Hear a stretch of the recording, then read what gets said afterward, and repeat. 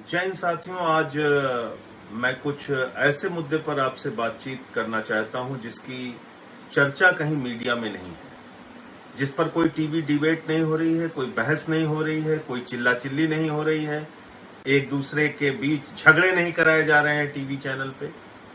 और ये मसला मैं आपसे क्यों डिस्कस करना चाहता हूं, ये बात मैं आपके साथ क्यों साझा करना चाहता हूं, इसलिए साझा करना चाहता हूं दोस्तों कि पिछले कई दिनों से हम लोगों को ऐसे समाचार देखने को मिलते हैं, 1000 किलोमीटर पैदल यात्रा पे लोग निकल पड़े, 1200 किलोमीटर पैदल यात्रा पे लोग निकल पड़े, गुजरात से निकल पड़े, महाराष्ट्र से निकल पड़े। और कल एक खबर सामने आई जिसको आप देखेंगे तो हैरान हो जाएंगे और आपको तकलीफ भी होगी, पीड़ा भी होगी। नासिक से 14 मजदूर जो मिक्सर का ट्रक होता है, उस ट्रक में जो मिक्सर लगा होता है उसके अंदर घुसकर बैठकर आप कल्पना कीजिए कि कितनी विषम परिस्थितियों में, कितनी पीड़ादायक तकलीफ वाली परिस्थितियों में वो लोग उस मिक्सर के अंदर घुसे होंगे। 14 मजदूर उस मिक्सर के अंदर घुस के नासिक से लखनऊ के लिए चल पड़े और फिर शायद उनको इंदौर में निकाला गया, इंदौर में वो बाहर आए। इस प्रकार की भी खबरें आई कि कुछ लोग अपने घर के लिए निकल पड़े और रास्ते में उनकी मौत हो गई, अपने घर नहीं पहुंच पाए, बनारस तक पहुंचे, बिहार जा रहे थे, जान चली गई। ऐसी तमाम खबरें पढ़ने के बाद, देखने के बाद मन विचलित हो जाता है, पीड़ित हो जाता है कि इस देश में क्या मजदूरों के लिए, गरीब आदमी के लिए जो रोज कमाते हैं, रोज खाते हैं, क्या उनकी कोई चिंता नहीं है? क्या उनके बारे में कोई कार्य योजना सरकार के पास नहीं है? कोई नीति सरकार के पास नहीं है? उनके लिए कोई पैकेज सरकार के पास नहीं है? हर दिन टीवी चैनल पे आप देखेंगे हिंदू मुसलमान की बहस, यानी टीवी वालों को यह भी पता चल जाता है कि अंडमान निकोबार में अगर दो लोग आपस में भिड़े तो उसमें हिंदू कौन था और मुसलमान कौन था और उसका क्या एंगल देना है, उसकी भी चर्चा शुरू हो जाती है। 3 तलाक पे महीनों बहस करती है टीवी मीडिया, मंदिर मस्जिद पे महीनों बहस करती है, सालों बहस करती है। लेकिन जब कोई जनता से जुड़ा हुआ मुद्दा आता है तो उस पर कोई बातचीत नहीं होती। आपको मैं बताना चाहता हूं पिछले दिनों क्या हुआ। जनता की गाढ़ी कमाई का पैसा जो बैंकों में जमा होता है, मजदूर का पैसा, किसान का पैसा, कर्मचारी का पैसा, छोटे व्यापारी का पैसा, वो पैसा उठाकर बैंकों ने कुछ बड़े पूंजीपतियों को कर्ज दे दिया और ये कर्जा लाखों करोड़ रुपए में है। इसके बारे में मैंने पार्लियामेंट में भी सवाल उठाया। लगभग 10 लाख करोड़ रुपए का कर्जा चंद पूंजीपतियों को दिया गया पूरे देश के अंदर, और सरकार धीरे धीरे करके उनका कर्जा माफ करती जाती है। हिंदुस्तान के मजदूरों के लिए कोई पैकेज नहीं है।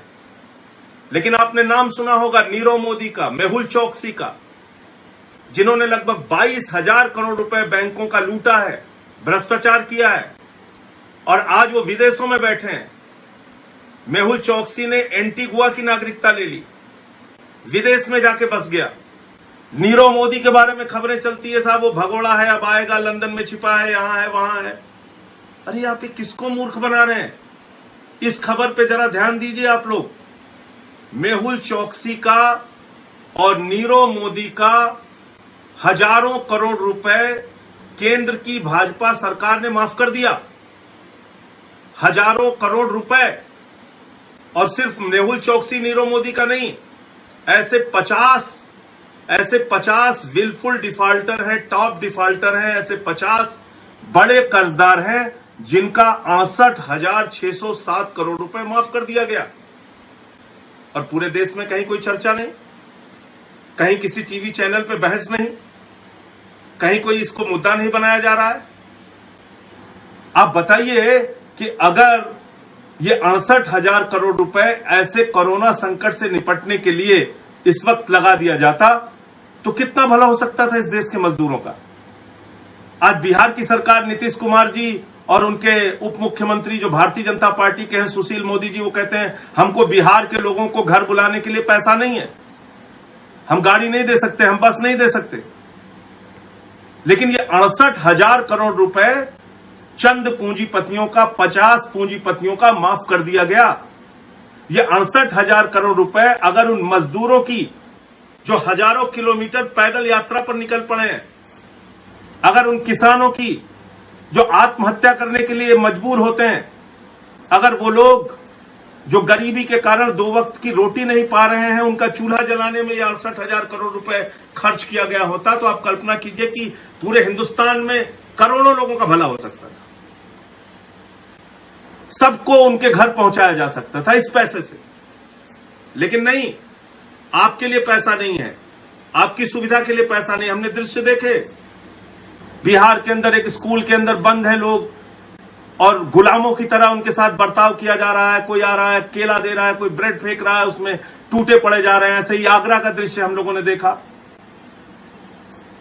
ये बहुत ही पीड़ादायक जो कल की घटना का जिक्र मैं कर रहा हूं कि नासिक से मिक्सर के अंदर बैठ के 14 मजदूर चल पड़े। आप उनकी पीड़ा का अंदाजा लगाइए। उनके लिए कोई पैसा नहीं है, उनके लिए कोई पैकेज नहीं है। पैकेज किसके लिए है? इन बेईमानों के लिए है।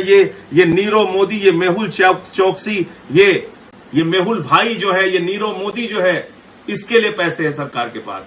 68,000 करोड़ रुपए भाजपा की केंद्र सरकार ने माफ कर दिया 50 पूंजीपतियों का। इनके लिए पैसा है सरकार के पास। हमसे आपसे टैक्स का पैसा लेते हैं, हमसे आपसे बैंकों में पैसा जमा कराते हैं, हम अपनी मर्जी से भी बैंकों में पैसा जमा करते हैं। वही पैसा उठा के इन बेईमानों को कर्ज में दे दिया जाता है और के नागरिकता ले लेते हैं। सरकार उनको ढूंढने का, पकड़ने का बहाना करती है और बाद में उन्हीं का कर्जा माफ कर देती है। और इस पे आपने किसी टीवी चैनल पे बहस देखा? कहीं आपने 2 लोगों को मुर्गा लड़ाओ योजना के तहत आपस में लड़ते हुए देखा? कोई चर्चा, कोई बहस आपने देखी?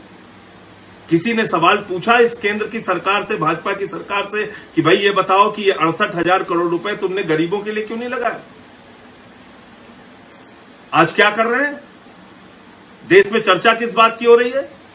कौन सा सब्जी वाला मुसलमान है उसके साथ मारपीट करनी है, कौन सा ठेले वाला मुसलमान है, कौन सा किराने वाला मुसलमान है, उसके खिलाफ नफरत फैलाओ।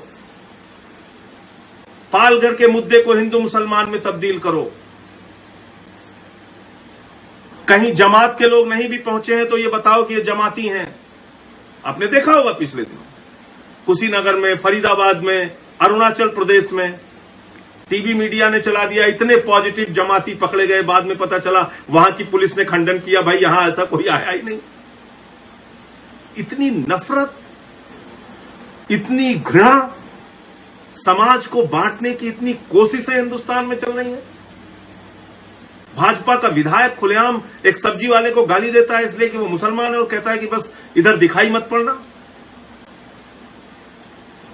चरखारी या कहां का विधायक भारतीय जनता पार्टी का, बुंदेलखंड के इलाके का, ये आप कर रहे हैं। और पूरे देश को हिंदू मुसलमान में बांट के, नफरत में लड़ा के, आपस में एक दूसरे के बीच दूरियां पैदा करके आप कर क्या रहे हैं? आज चंद पूंजीपतियों का कर्जा माफ कर रहे हैं। कोरोना संकट से निपटने के लिए ये 68,000 करोड़ आपने नहीं लगाए। आपको चिंता है मेहुल चौकसी की, आपको चिंता है नीरव मोदी की, आपको चिंता है उन 50 पूंजीपतियों की जिन्होंने बैंकों को लूटा है, गरीब आदमी के, आम आदमी के पैसे को लूटा है। आपको उस मजदूर की चिंता नहीं है। उसके लिए आप कहते हैं हमारे पास पैसा नहीं है, हम उनको बसों से, ट्रेनों से अपने घर नहीं बुला सकते। अरे भाई, महीनों से फंसे हैं लोग। कोई आया था एम्स में इलाज कराने, कोई यहां पे पढ़ाई कर रहा है, कोई अपनी बेटी के घर आया था, कोई अपने भाई के घर आया था। लोग फंसे हुए हैं, अपने घर जाना चाहते हैं, परेशान है, परिवार से मिलना चाहते हैं, उनके लिए कोई इंतजाम नहीं। तो मैं आप लोगों से हाथ जोड़कर निवेदन करना चाहूंगा, विनती करना चाहूंगा, इस मीडिया के इस रवैये को पहचानिए और उनसे उम्मीद मत कीजिए कि वो कोई चर्चा करेंगे। अपने अपने स्तर पे सोशल मीडिया पर वीडियो बनाकर ये मामला आप लोग प्रचारित कीजिए, व्हाट्सएप पे, फेसबुक पे, ट्विटर पे और इसको गांव गांव तक पहुंचाइए कि 68,000 करोड़ रुपए 50 पूंजीपतियों का माफ कर दिया गया है, जिसमें नीरव मोदी भी शामिल है, जिसमें मेहुल चोकसी भी शामिल है, उसका भी हजारों करोड़ माफ कर दिया गया है और गरीबों को मरने के लिए छोड़ दिया गया है, गरीबों को भूख से पीड़ा झेलने के लिए छोड़ दिया गया है, गरीबों को हजारों किलोमीटर पैदल चलने के लिए लावारिस छोड़ दिया गया है। इस मुद्दे को पहुंचाइए लोगों तक, सवाल पूछिए, सवाल आपको पूछना होगा अपने अपने स्तर पे, अपनी ताकत पे। आपके फेसबुक पे 100 लोग जुड़े हैं, आपके व्हाट्सएप पे 200 लोग जुड़े हैं, उन तक पहुंचाइए ये बात कि आखिर क्यों ये 68,000 करोड़ रुपए आपका पैसा, किसी और का पैसा नहीं, आपने जो जमा किया था बैंकों में वो पैसा उठा के इन पूंजीपतियों को दिया गया और फिर इनका कर्जा माफ कर दिया गया। आखिर क्यों? क्या लगता है नीरव मोदी इनका? कौन सी रिश्तेदारी है मेहुल चोकसी से इन लोगों की? ये सवाल आपको पूछना होगा। इंकलाब जिंदाबाद, जय हिंद।